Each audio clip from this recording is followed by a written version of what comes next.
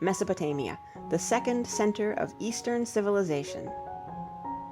I am going to take you to the top of the highest pyramid, and I am going to ask that you imagine yourself possessed of the eyes of a hawk. Way, way off, in the distance, far beyond the yellow sands of the desert, you will see something green and shimmering. It is a valley situated between two rivers. It is the paradise of the Old Testament. It is the land of mystery and wonder which the Greeks called Mesopotamia, the country between the rivers.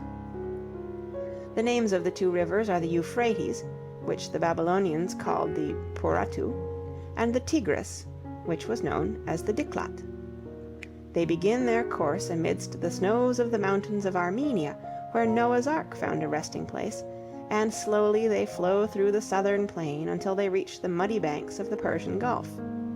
They perform a very useful service. They turn the arid regions of Western Asia into a fertile garden. The valley of the Nile had attracted people because it had offered them food upon fairly easy terms.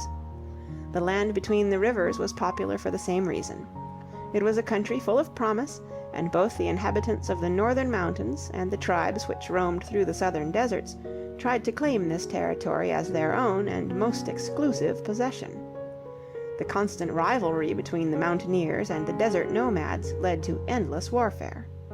Only the strongest and the bravest could hope to survive, and that will explain why Mesopotamia became the home of a very strong race of men, who were capable of creating a civilization which was in every respect as important as that of Egypt.